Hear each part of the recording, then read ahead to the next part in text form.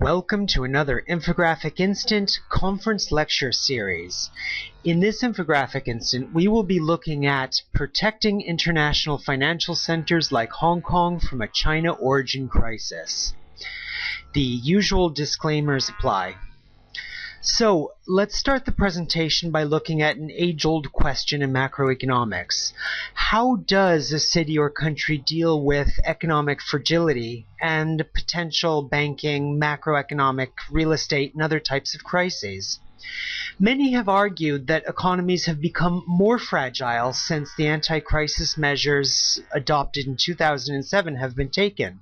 Some of these measures, as you are aware, include the U.S.'s Dodd-Frank Act, the Europe Single Supervisory Mechanism, Financial Stability Board harmonization, and so forth. The objective of this raft of legislation has been to decrease the fragility which brought on the global economic crisis in 2007. However, what we see in both the OECD member states as well as in China is that these economies in many ways have become more fragile rather than less fragile. And what's particularly important to note is that the conditions existing in China as of late 2010 are roughly similar to those conditions existing in the U.S. at the onset of the economic crisis. We see the same underlying drivers, particularly in highly leveraged property sector, which has been highly securitized, the existence of a large proportion of shadow banking transactions relative to normal conventional banking. We see large debt burdens, and we see a overheated stock market. So this naturally leads to the question, how can we protect a jurisdiction against a crisis at home, but particularly a crisis in one's neighbor country where that neighbor is significantly larger than our own international financial center? Now there are several challenges when protecting our own city-state, depending on the jurisdiction that you're looking at, because clearly our discussion relates more than just Hong Kong. You can think about Singapore, you can think about New York and the wider US hinterland, you can think about London and the wider EU hinterland. You can even think about some of the international financial centers in the Middle East and think, well, what would happen if macroeconomic conditions significantly deteriorate in the jurisdiction in which that international financial center serves? So we know that an international financial center faces three challenges: that it cannot affect the laws of the foreign jurisdiction that it highly relies upon, that the international financial center itself has natural fragility because the proportion of financial transactions relative to its own domestic economy are very, very large, and in many cases the foreign jurisdiction is itself a part of the local jurisdiction. These economies are very closely tied, thinking about Hong Kong and China, thinking about New York and the US, and so forth. So in some ways, regulators cannot affect the underlying conditions which lead to the macroeconomic fragility. They have to engage in second best measures in order to insulate the international financial center. And what we know is that literature actually provides very few applications of theory to specific cases. In the last 4 or 5 years, several macroeconomists have modeled the way that crises occur and the ways that economic policy can help reduce this fragility. But we do not see many of these theories actually applied in practice. So what can we learn from the literature? How might it be applied? And what would be the results? Let's think about Hong Kong for a moment as one example of these international financial centers we've been talking about. Hong Kong's fragility, just as in many other international financial centers, comes from two main channels, which you can see in the paper. The first channel is the banking channel, whereas in Hong Kong banks, deal with a significant proportion of deposits, loans, and other financial transactions involving mainland persons, and the real estate channel, whereas in Hong Kong's domestic real estate sector is highly linked with demand from the mainland, is highly linked with asset prices and demand for assets on the mainland, and so forth. We've plotted out some of these linkages in figure 7.1. Now, we know that increasing ties to our mainland, in this case China, means that Hong Kong is becoming increasingly fragile to this mainland origin crisis. And we see that in figure 7.2 with Hong Kong's exposure to Chinese financial assets, and we see a significant increase over time, particularly after the financial crisis. And we clearly observe that Hong Kong is becoming more dependent on the mainland rather than less. And we also know that the tidal wave or shock needed to force Hong Kong's banks into bankruptcy has become smaller over time, and relative to other international financial centers is very small indeed. And what we see, if the US, Singapore, and to a lesser extent Japan have relatively resilient banks, Hong Kong's banking sector is less resilient, certainly more than Swiss banks or UK banks, but there is considerable scope for improvement. And unlike Swiss banks or US banks, banks in those jurisdictions are not sitting right next to a very large and fragile nature that everyone is predicting to experience a crisis in the upcoming years. So what can Hong Kong banks and policymakers do in order to insulate the international financial center against this shock?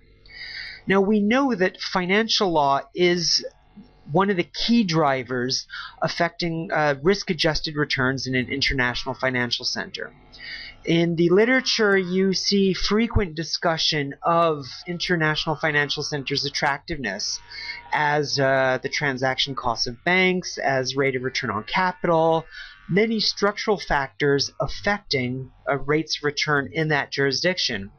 But there have been a wave of studies in the last 3 or 4 years, and I must say immodestly, some of those studies belong to me and my team, where we look at the effect of financial law on IFC performance, and we find that controlling for other factors, financial law plays a determinant role in affecting the rate of return as well as the risk of bankruptcy or risk of bad outcomes, if you will, in these international financial centers.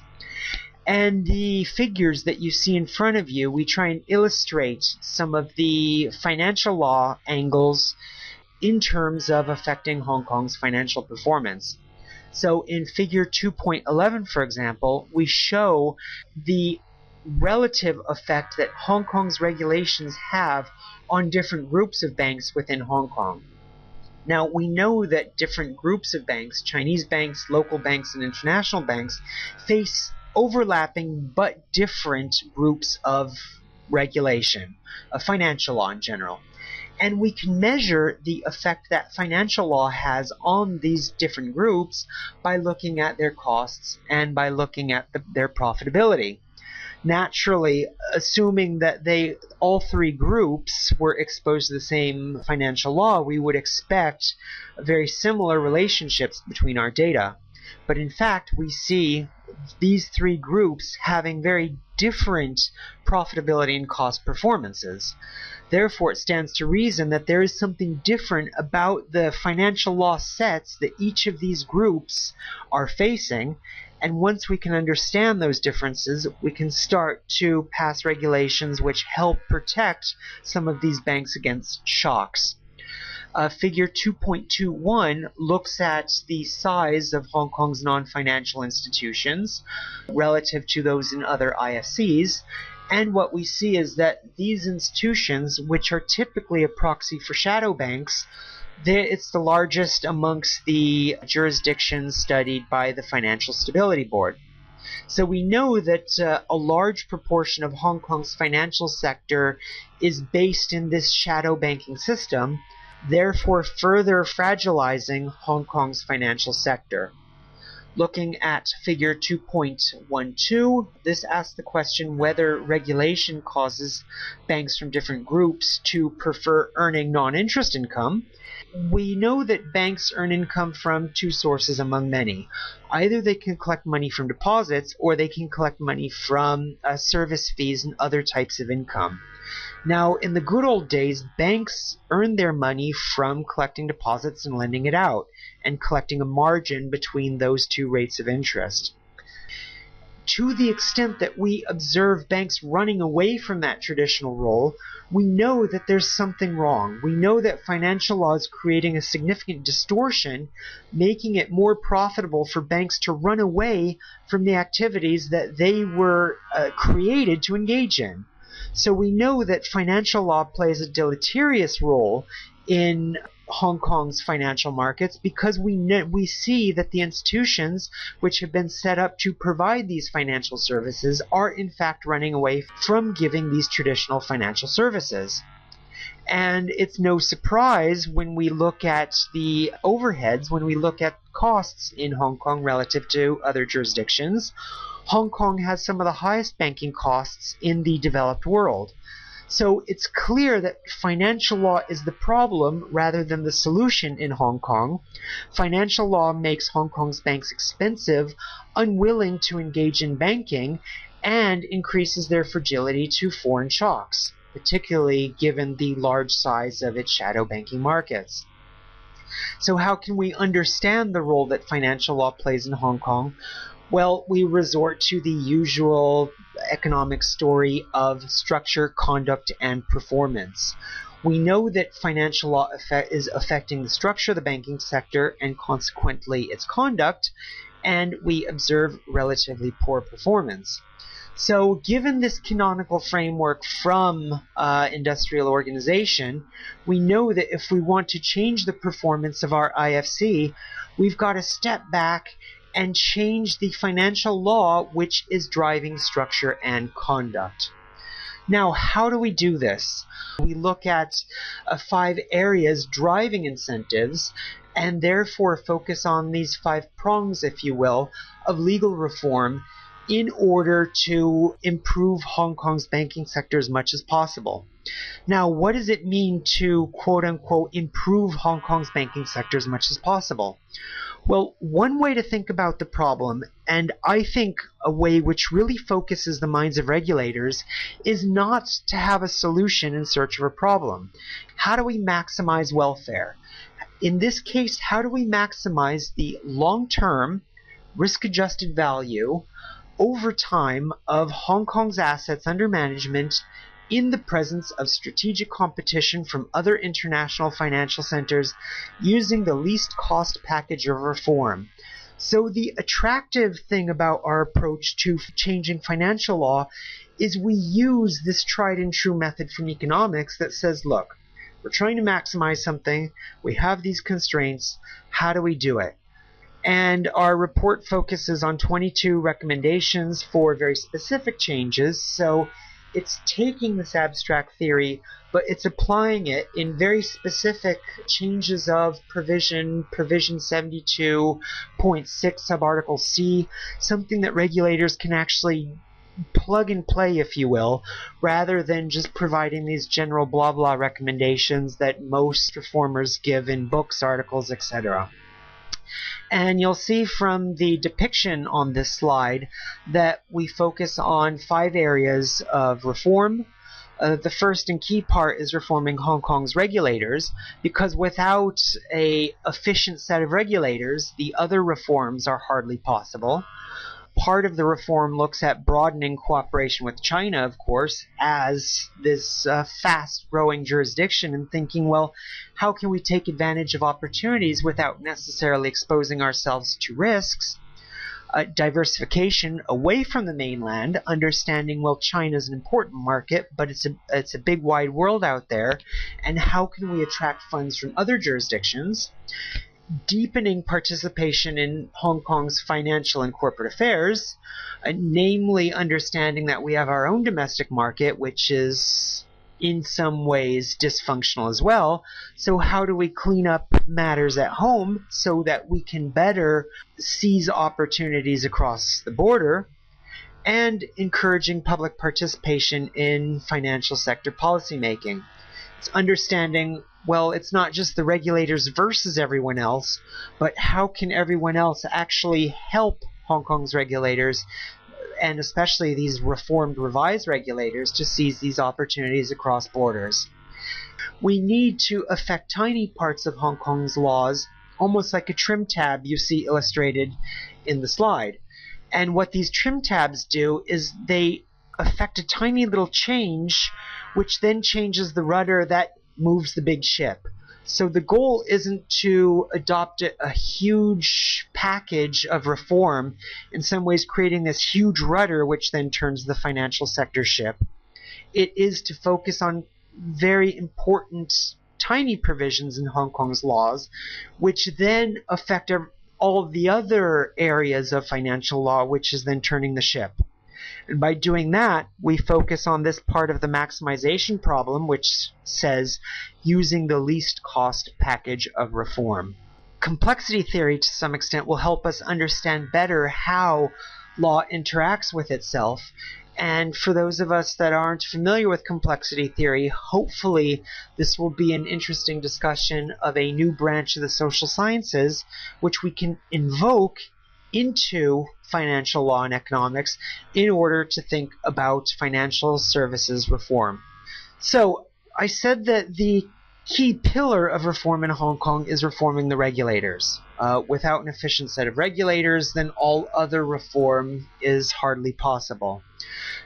In the last 10 years or so, academic debate has raged over the optimal type of regulatory structure.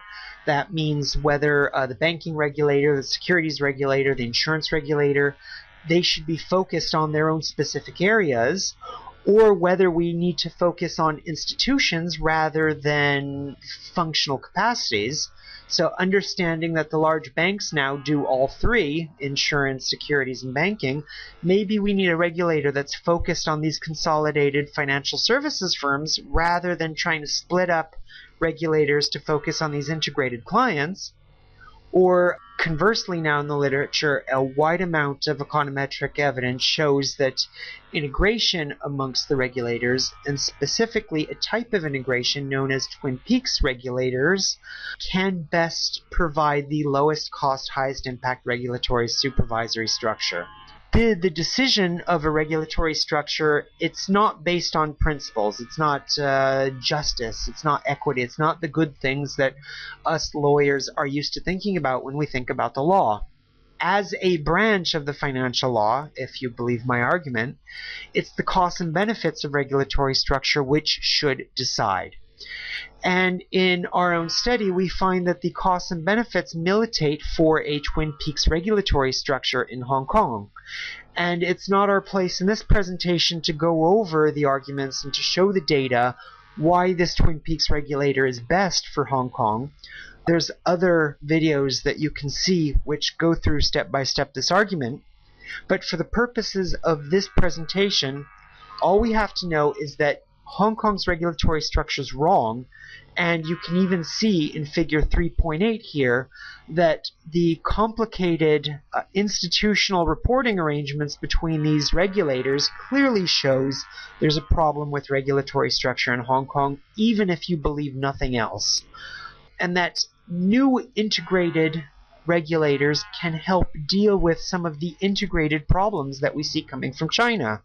We know that the problems coming from China are very large in terms of real estate shocks, financial sector shocks that are integrated within themselves because Chinese financial service firms offer a range of services now.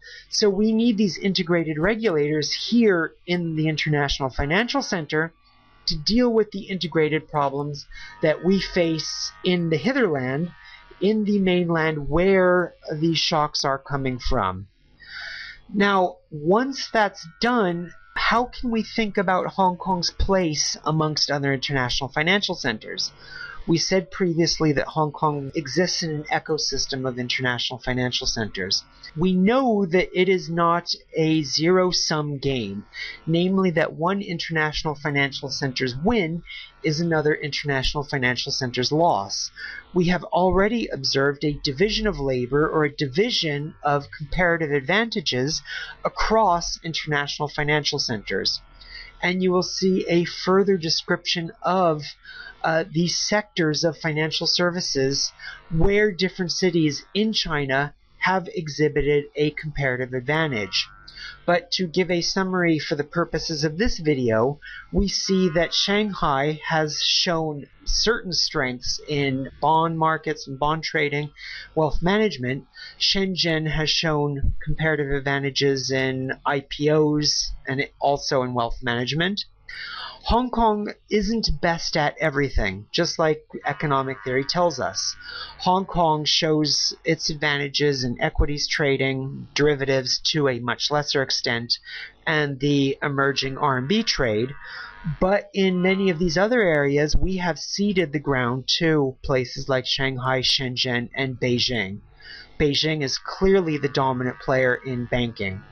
So how can we draft Hong Kong's financial law in a way which doesn't fight or go against the market and the incentives it's giving to financial service firms, but in a way which helps accentuate these comparative advantages in order to make the financial service industry here as competitive as possible? Now, part of that means drafting regulations which broaden cooperation with China. China is still one of the biggest, deepest markets, and it's a market to which Hong Kong is very closely pegged on the investment side as well as on the trade side. And in our report, we talk about creating tri-party purchase clearing banks and arrangements as such, so that Hong Kong banks can provide splashes of liquidity to mainland banks when they need it. We've already seen several circumstances where, on the interbank market, mainland banks have required rapid deployments of funds, sometimes having to pay large premiums in order to get those funds. And we also know this is an area of the market where Hong Kong banks can make a large amount of money and where we have a large amount of liquidity. So why not focus on drafting laws which help develop those core competencies and develop a system which is in fact already emerging between Hong Kong and the mainland? So if interbank lending it represents one area, then the passporting of investments represents another area. And in the paper, we discuss a mutual recognition platform agreement between the Securities and Futures Commission and the China Regulatory Supervisor. And we know that there is a role for Hong Kong to play because we see the rapid development of mutual funds on the mainland, but while we see an increase in number, we do not see an increase in performance. We see that assets under management have remained relatively stable over time amongst mainland funds, even though the number of those funds has increased radically. And that suggests that there's more market competitors, but that they're not actually offering anything new. The pie is being sliced up more amongst different people, whereas the pie is not growing. So how can we create a passporting scheme which actually helps mutual funds deliver funds to productive companies and grow the mutual fund and ultimately investing markets on both sides of the border? So we're thinking about law not simply as a way of gaming the international system, not as a way of offering tax advantages, but we're actually writing black letter law as a way of creating value and helping banks to create value vis-a-vis their final clients. So in the case of interbank lending, we're drafting law as a way of delivering funds quickly and efficiently to banks when they need them. And in the case of platforming, writing black letter law in a way that delivers funds to mutual funds so that these mutual funds can then allocate money to productive companies. So we're using law to add value by facilitating access to the competencies that are already based in Hong Kong. Let's think for a moment about systemic risk. This is an area that concerns regulators very much, and it's naturally one of the greatest potential weaknesses for Hong Kong integration with the mainland. Once there's a mainland crisis, then systemic risk will affect everything in the area, including Hong Kong, and therefore lead to Hong Kong banks going bankrupt, real estate prices going down, and a host of other problems that we discuss in our paper.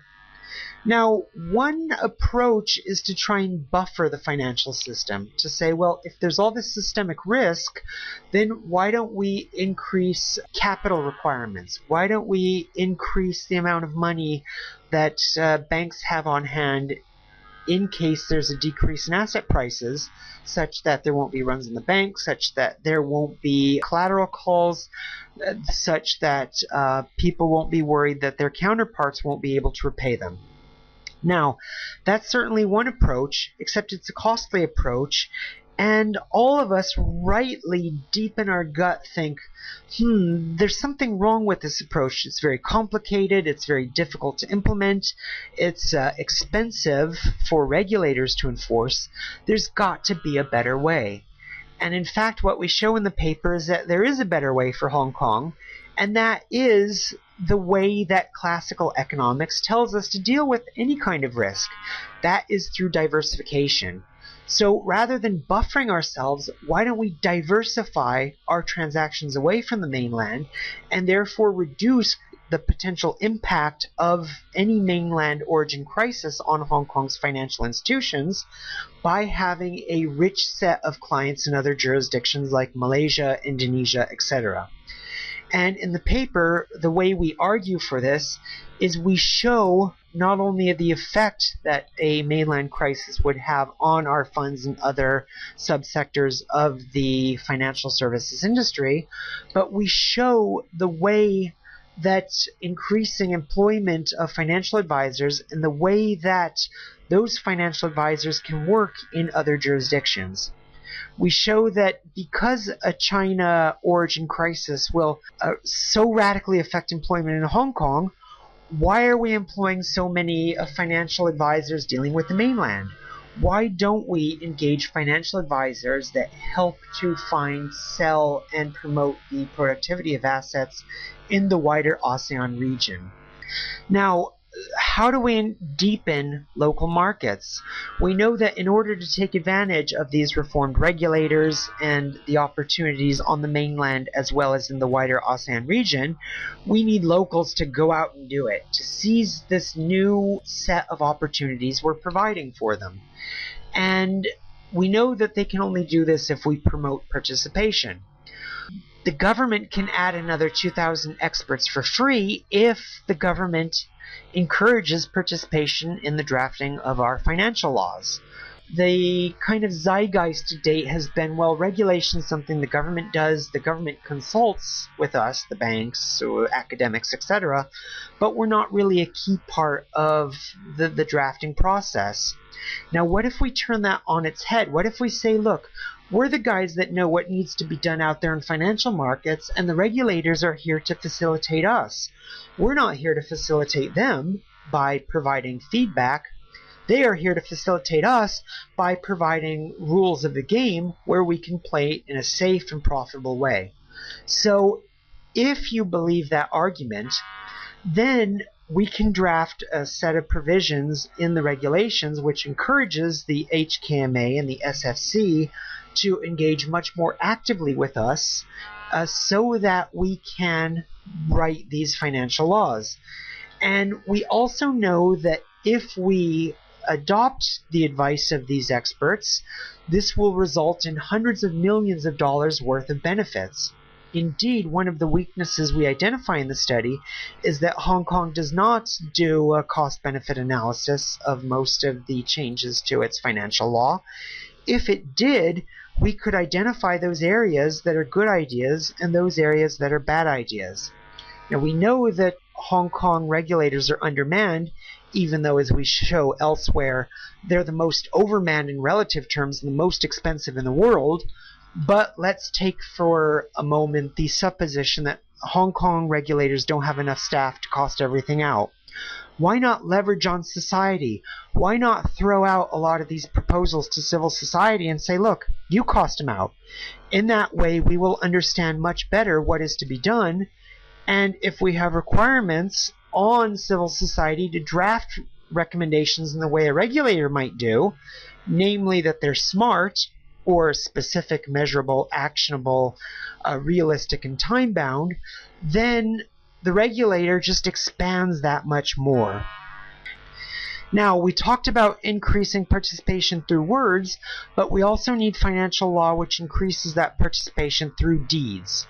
And there's a range of reforms that we can engage in which actually brings in civil society, the financial institutions themselves, into the drafting of this financial law.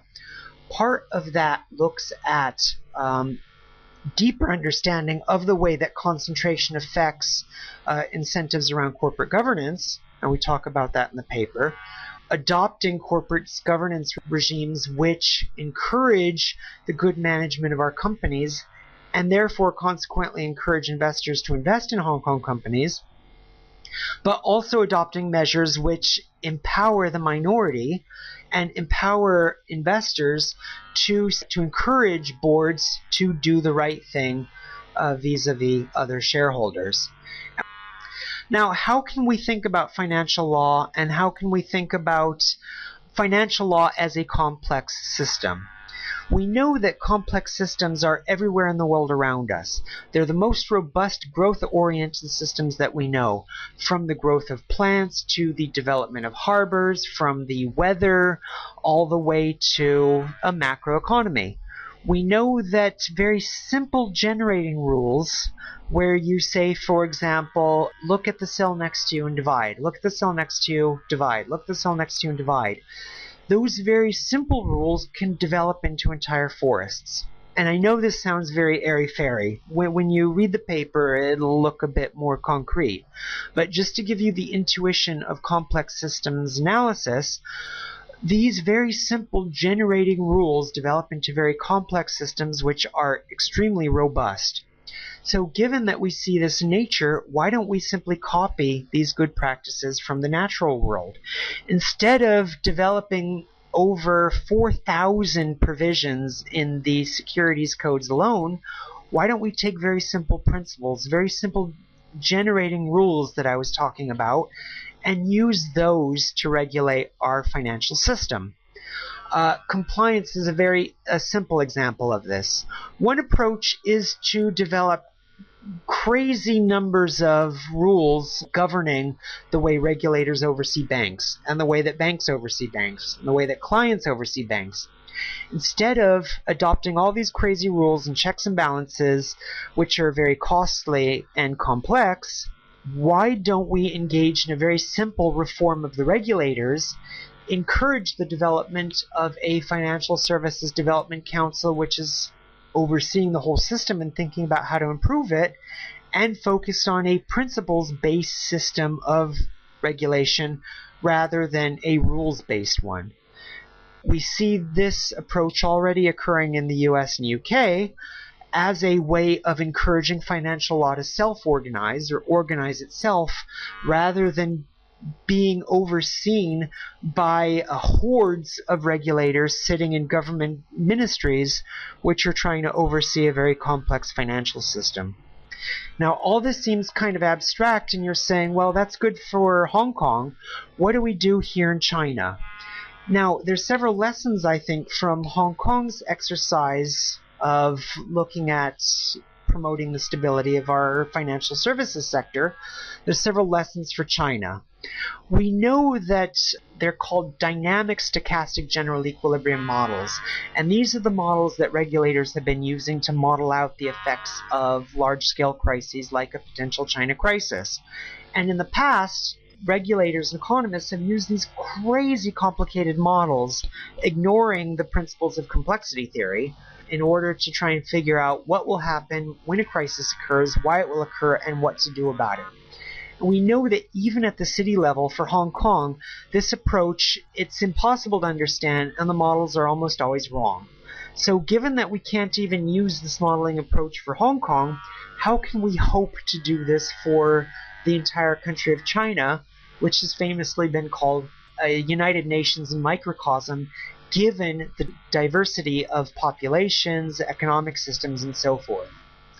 We know that China is one country, but there's 4 international financial centers at least operating in the Greater China area. And we know that for the sake of simplicity, for the sake of trying to coordinate these 4 international financial centers, we need a complexity approach, which is actually an approach geared at simplicity. Create simple rules followed by the international financial centers, and let those financial rules dictate a division of competitive advantages between the international financial centers, for example. We know that theories are okay, but we need hard law. Law is the way that we turn ideas into reality. And in this presentation, we have shown how we've taken these ideas, how we've taken a simple task, which is to maximize the value of assets under management, which is the performance side of the equation, and then look at how our financial law affects conduct and consequently structure. We know that simply engaging in the kind of exercise that we did, looking critically and independently at some of the risk areas, in itself offers an independent perspective that this exercise, if it's done by a regulator, regulators have no incentives to tell you the truth. You will never see in a regulator's report in big bold letters, "Oh my God, we're all doomed." You simply won't see that. But you will see it in an independent report, and that is why we tend to prefer independent reports over government-written ones. So in that respect, the Hong Kong exercise is extremely edifying. Now, can Chinese cities undertake the kind of prophylactic activities that we have proposed here in Hong Kong? Can they reform the regulators? Can they tackle corporate governance? Can they diversify the economy away from investment, production-based growth? And hopefully our own report has shown that it's possible at the very micro level to cost out the potential activities, again using costs and benefits as a guide, and come up with very simple trim tabs, very simple regulatory changes which move the whole big boat. So the solution perhaps to protecting an IFC as well as even heading off the Chinese crisis at the pass might be simply to aggregate the solution at the city level. If we solve the fragility problem for Beijing, Shanghai, Hong Kong, Shenzhen, Taiwan, depending on your view of the greater Chinese area, if we solve the problem at this level, then by consequence, by inference, we have solved the macroeconomic problem in total. So to that extent, looking at Hong Kong's doomsday book, looking at our what-if manual that we've written, might serve as a very useful model for other international financial centers, both within China and abroad. This has been another Infographic Instant with Brian Michael.